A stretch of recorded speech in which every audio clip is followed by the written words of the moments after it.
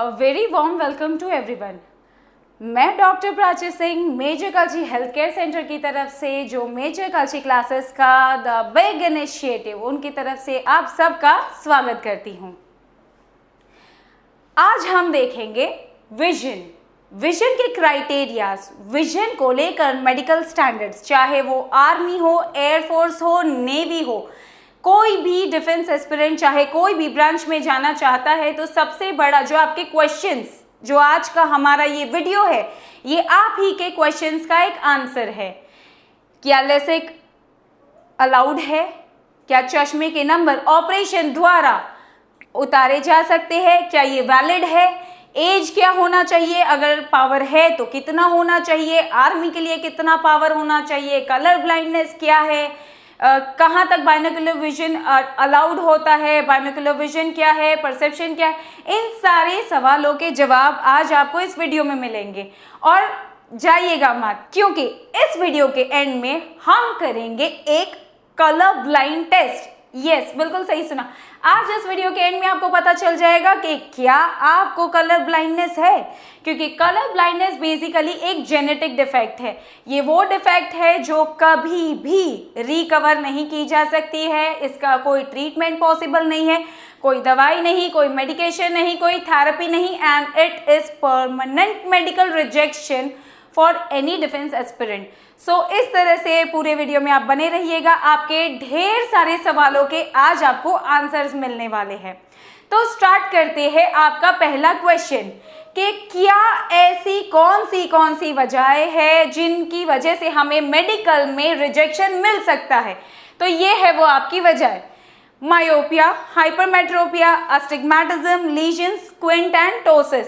अब आप बोलेंगे कि ये तो टर्मिनोलॉजीज है, लेकिन आज हम जानेंगे फोटो, वीडियो और एक्सप्लेनेशन के द्वारा कि क्या ऐसी चीज़ें हैं या क्या ऐसा हो सकता है जिसकी वजह से मैं वहाँ जाने पे मेडिकली विजन में अनफिट, आई के मेडिकल में मैं अनफिट हो सकता हूँ।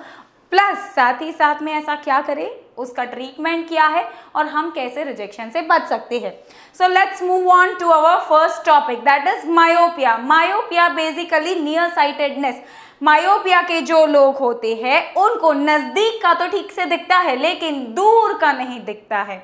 मतलब स्टूडेंट्स, यंग एज पीपल, 30 से पहले जिनको चश्मे आते हैं, उम्र 30 साल, 30 इयर्स से पहले, मोस्टली 40 इयर्स से पहले जिनको स्पेक्टेकल्स माने चश्मे लग जाते हैं, पावर आता है, वो होते हैं मायोपिया के, जिनको दूर का नजदीक से, मतलब दूर का ठीक से नहीं दिखता। आप किताबें पढ़ सकते हैं, आप मोबाइल चला सकते हैं बिना चश्मे के, लेकिन आप दूर की चीजें, दूर का नंबर प्लेट, दूर के नंबर्स, दूर के साइन बोर्ड्स, ये सारी चीजें आप बिना चश्मे के नहीं पढ़ सकते हैं। तो यस, इसका आपके पास में डेफिनेटली इलाज है। आप सर्जरी करा सकते हैं, लेसिक, लेकिन कब, ये मैं आपको जरूर बताऊंगी। नेक्स्ट, आप चश्मे लगा सकते हैं, लेंसेज पहन सकते हैं अगर आपके पावर्स -3.5 जो कि आर्मी का क्राइटेरिया है, -1.5 जो कि एयरफोर्स का क्राइटेरिया है और नेवी का क्राइटेरिया है -0.75। लेकिन नेवी की एक पोस्ट होती है जो आर्किटेक्ट की होती है जिसमें -1.50 तक अलाउड होता है, लेकिन उसके अलावा की जितनी भी वैकेंसीज है -0.75 नेवी का क्राइटेरिया है। नेक्स्ट जो आपका आता है दैट इज हाइपरमेट्रोपिया, नजदीक का, जिनको ठीक से दिखाई नहीं देता है, जिसको हाइपरमेट्रोपिया होता है। बेसिकली जैसे आप पढ़ सकते हैं, रीडिंग ग्लासेस जिनको लगता है, ये आमतौर पे 40 साल के बाद में जो ओल्ड एज की वजह से ये होता है। इसकी वजह से आप न्यूज़पेपर नहीं पढ़ सकते हैं, किताबें नहीं पढ़ सकते हैं, मोबाइल नहीं चला सकते हैं बिना चश्मे के। लेकिन अगर आपको दूर का देखना है तो आपको चश्मों की ज़रूरत नहीं होती है। मोस्टली ये बहुत रेयरेस्ट ऑफ द रेयर होता है कि कोई यंग जनरेशन में किसी टीनेजर को या फिर कोई यंग पर्सन को हाइपरमेट्रोपिया हो। मोस्टली ये शिकायत जो होती है वो ओल्ड एज लोगों को होती है। नेक्स्ट हम लोग देखेंगे, एंड यस अगेन, हाइपरमेट्रोपिया भी आप लेसिक से, ऑपरेशन से, ग्लासेस लगा के, लेंसेस लगाकर आप डेफिनेटली उसको रेक्टिफाई कर सकते हैं। नेक्स्ट आपका आता है अस्टिग्मेटिज्म। बेसिकली इसमें क्या होता है कि सारी, चाहे नजदीक की हो या दूर के, सारे ऑब्जेक्ट्स आपको ब्लर दिखाई देते हैं। इस फोटो में आप देख सकते हैं भले हालांकि ये तो रात की फोटो है, लेकिन दिन में भी इनको इसी तरह से दिखता है। एक तरफ है नॉर्मल विजन जिसमें आप पूरी प्रॉपर गाड़ियां देख सकते हैं, और एक तरफ है ब्लर विजन, इवन नजदीक से भी वो इंसान नंबर प्लेट है या लाइट है या कुछ भी उसे ठीक से नहीं, उसको सारी चीजें ब्लर दिखाई देती है। So that is known as astigmatism. Now next आपका जो आता है लीजन्स। लीजन चाहे कॉर्निया में हो, लेंसेस में हो, रेटिना मतलब आंख के किसी भी लेयर पे अगर आपको लीजन मतलब छाला है या कुछ वेयर एंड टेयर है तो यस, ट्रीटमेंट इसका पॉसिबल है। इस फोटो में आप जैसे देख सकते हैं इनके जो साइन एंड सिम्टम्स, अब डेफिनेटली आप बोलेंगे कि अगर अंदर छाला पड़ा है तो कैसे पता चलेगा, तो डेफिनेटली इसके कुछ साइन एंड सिम्टम्स होता है जिसके दौरान आपको, जैसे कि आपकी आंखों में सूजन आ जाना, आपकी आंखें लाल हो जाना, आपकी आंखों में से पानी बहना, ऐसा लगना कि आंख में कचरा गया है। हालांकि 4 बार आंख दिखाएंगे लेकिन तब भी उसमें कुछ नहीं होगा, your eyes are completely clear, लेकिन वो इरिटेशन होना, बार बार आंखों से पानी गिरना, कचरा जमा हो जाना आंखों में बार बार, ये सारी चीजें आपको सिग्निफाई करेगी कि आपकी आंखों में कुछ प्रॉब्लम है। आप ऑप्थेल्मोलॉजिस्ट, आंख के डॉक्टर के पास में डेफिनेटली तुरंत जाएंगे, वो आपको डायग्नोस कर देंगे, फिर उसके अकॉर्डिंगली आपका मेडिकेशन हो जाएगा। इफ पॉसिबल बहुत ज़्यादा है सर्जिकल या फिर, लेकिन जो भी हो मेडिकली एंड सर्जिकली बोथ इसका ट्रीटमेंट पॉसिबल है। So that is known as lesions of cornea या फिर आपका लेंसेज, रेटाइना जो भी है, तो इसका ट्रीटमेंट डेफिनेटली आपका पॉसिबल है। नेक्स्ट जो हमारी एक कैटेगरी जिसे बोलते हैं स्क्विंट। स्क्विंट आइज बेसिकली क्या होती है कि आंखों की जो आपकी पुतलियां जिसे बोलते हैं वो मतलब प्रॉपर उसकी नॉर्मल पोजीशन से या तो स्लाइड थोड़ा लेफ्ट या राइट, मतलब इनवर्ड्स हो, आउटवर्ड्स हो, थोड़ा अपवर्ड्स हो, डाउनवर्ड्स हो, कॉर्नर्स पे हो, ऐसी कंडीशन अलाउड नहीं है। बेसिकली ये अनट्रीटेबल या नॉन ट्रीटेबल ये चीज़ नहीं, ट्रीटमेंट इसका पॉसिबल है। सर्जिकल मेडिकेशन से ये ट्रीट नहीं हो सकता है, सर्जिकली ये ट्रीट हो सकता है, तो आप डेफिनेटली इसका ट्रीटमेंट पॉसिबल है। फोटो में आप बहुत ही बेहतर तरीके से समझ सकते हैं कि स्क्विंट क्या होता है, या तो अंदर या बाहर, उसी तरह से या थोड़ा ऊपर से हो या थोड़ा नीचे की तरफ हो। अगर नॉर्मल पोजीशन से अगर प्यूपिल आपका जो है वो डेविएटेड है तो that is known as squint. Next हम क्राइटेरिया पे जाएंगे। टोसिस। टोसिस ये होता है कि नॉर्मल जो आपके आईलिड्स होते हैं, दोनों आंखें सेम होती है, लेकिन अगर दोनों में से कोई भी एक अपर आईलिड थोड़ा सा भी अगर ड्रॉप्ड आउट होता है कंपेरेटिव टू अदर, जैसे आप इस फोटो में देख सकते हैं कि ये आंख का shape it is very clear, बहुत ही क्लियर है कि ये नॉर्मल है and this one is abnormal.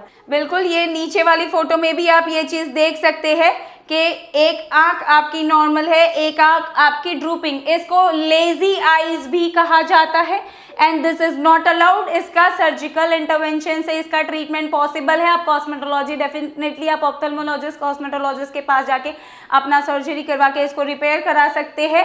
तो ऐसी कोई कंडीशन नहीं है कि जो ट्रीटमेंट जिसका पॉसिबल नहीं है। ये सारी कंडीशंस वो कंडीशंस थी जिसकी वजह से आप मेडिकली रिजेक्ट हो सकते हैं, लेकिन साइड बाय अगर आपको पहले से पता हो तो आप इसका टाइम पे प्रॉपर ट्रीटमेंट करा के आप मेडिकली इसको क्योर भी कर सकते हैं। टाइम फॉर द ट्रीटमेंट जो होता है वो 6 महीने के अंतर्गत में अलाउड नहीं है। मतलब जिस दिन आपका मेडिकल का डिफेंस में डेट आया हुआ है उससे 6 महीने के अंतर्गत में कोई भी सर्जिकल इंटरवेंशन या कोई भी treatment it is not allowed. जब आप वहां जा रहे हैं तो आपका सर्जरी जो भी हुआ हो कंप्लीटली हील्ड अप होना चाहिए, कंप्लीटली फ्रेश होना चाहिए, कंप्लीटली आप नॉर्मल आपका आंख होना चाहिए prior you get there for your medical. अब हम ये देखेंगे कि डिफेंस में आर्मी, एयरफोर्स एंड नेवी के क्या क्राइटेरिया है, वो क्या कहते हैं। अनकरेक्टेड। पहला एक आपका सवाल होता है कि चश्मे अलाउड है या नहीं। चश्मे अलाउड है। कितना पावर अलाउड है, मैंने बताया आर्मी के लिए -3.5, एयरफोर्स के लिए -1.5 एंड नेवी के लिए -0.75 इज अलाउड। उसी तरह से हाइपरमेट्रोपिया में देखें तो आर्मी के लिए +2.5, एयरफोर्स के लिए +1.5 एंड नेवी के लिए +1.5। ये हमारा क्राइटेरिया है। तो यस, ग्लासेस आर अलाउड 20 साल से पहले। लेसिक ऑपरेशन कब अलाउड है, ये आपका सवाल हमेशा होता है। 20 साल से पहले डिफेंस में लेसिक अलाउड नहीं है। आप नॉर्मल कोई ऑप्थेल्मोलॉजिस्ट, आंख के डॉक्टर के पास जाएंगे तो वो आपको डेफिनेटली ये चीज बताएंगे कि बिल्कुल आप 18 साल के हो गए, आप एडल्ट हो गए तो आप आंखों का सर्जरी करा सकते हैं, लेसिक करा सकते हैं, अपने नंबर निकलवा सकते हैं। लेकिन डिफेंस के अगर पॉइंट ऑफ व्यू से देखें तो अगर आपने 18 साल के बाद और 20 साल से पहले करा लिया है तो आप परमानेंटली अनफिट हो जाएंगे। लेकिन यही चीज अगर आप 20 साल के बाद में करा रहे हैं then you are definitely eligible for defence.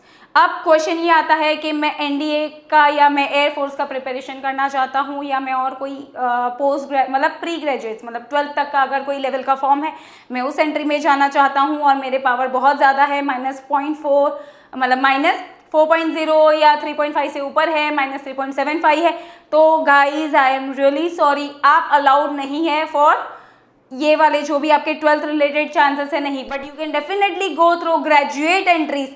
तो आप ये करें, आप समय का मतलब आप अपने टाइम का वेट करें, आप अपना प्रिपरेशन जारी रखें।